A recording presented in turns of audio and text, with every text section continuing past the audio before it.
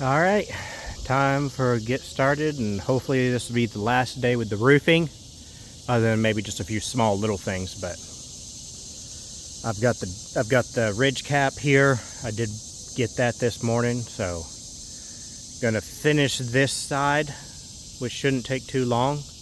Then do this side. Hopefully that'll be about an hour and a half, and then we'll have to do the ridge cap, which takes a little longer just because it's the time frame and all that. But hopefully we'll get this thing wrapped up today.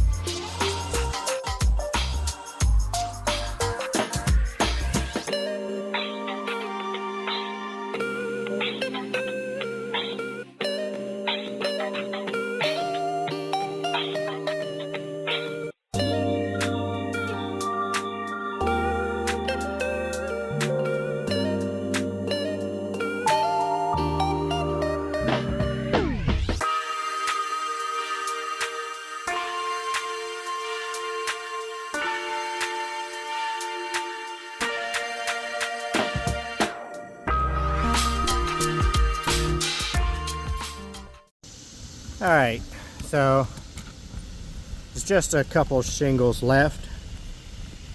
Two, well, maybe three, depending on how I do it. If I do it the same way I did on the other side, which I probably will, there's three.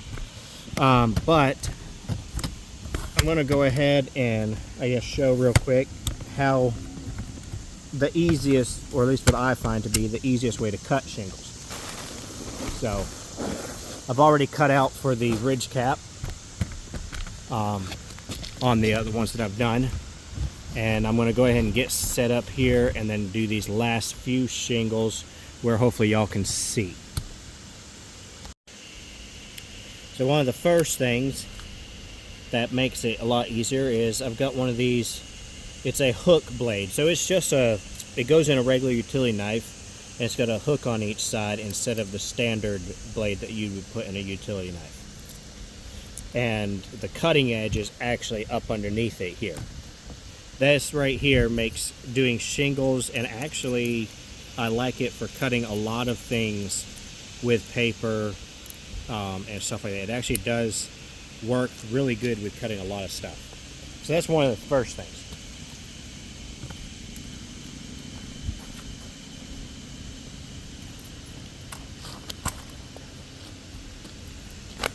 Another thing is whenever you go to cut your shingles, so these of course hang over about roughly about 1 inch past the drip edge.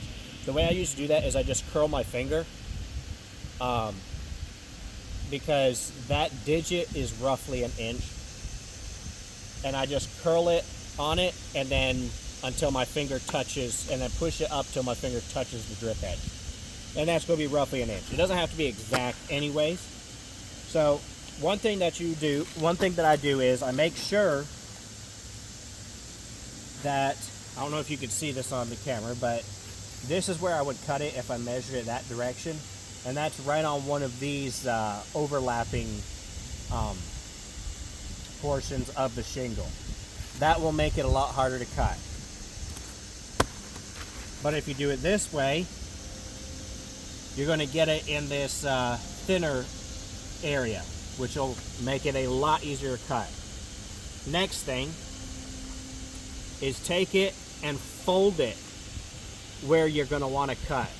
Now, depending on how hot it is or how cool it is going to depend on how easy it is to do this.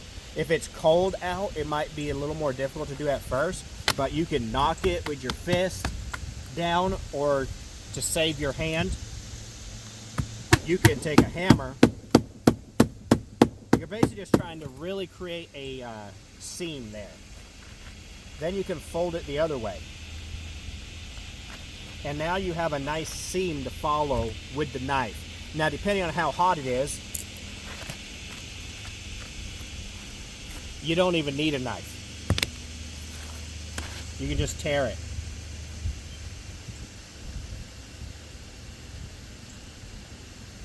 But the knife, on certain days, depending on how the weather is, will make it a lot easier. So that's where sometimes you probably have seen me kind of discard shingles to the side while I'm looking. This lands right on that rib. Doing it this way, we actually are just barely okay.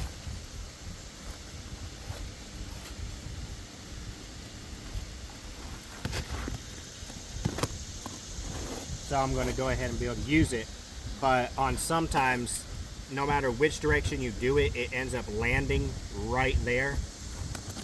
And that's when I'll go ahead and just take that shingle, toss it to the side, and use it like on a full location instead.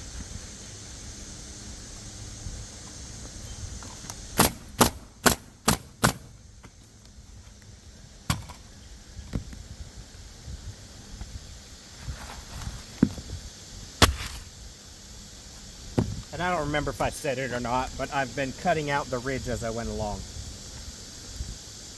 because I'm going to definitely do it today, so I'm not worried about it needing to be closed up overnight. So I'm not worried about keeping it on there closed up in the meantime.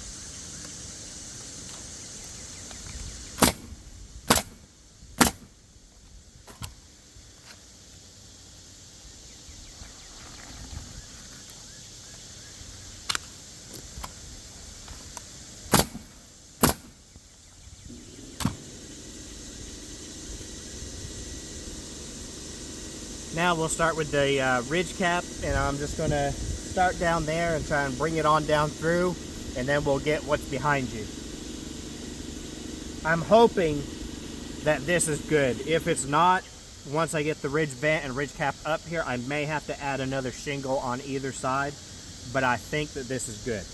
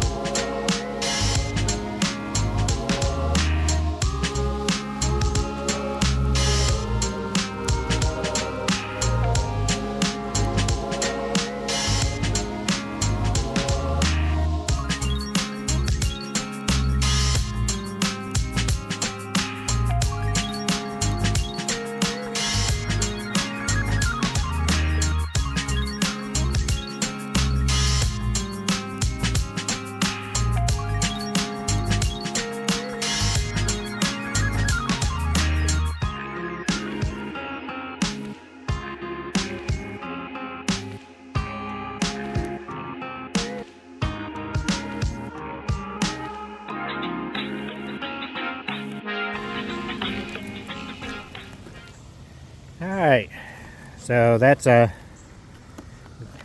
week's worth of work completed. The whole roof done. Other than just a few little things as far as tying in the old eaves and everything, which is technically not really part of the roof. It's part of the siding and the eaves, which I'll be doing later. As far as the roof goes, we're completed. It's been a long week and I'm ready to go home, spend some time with my wife. I hope y'all have enjoyed watching. Like, subscribe, and I'll see you the next time.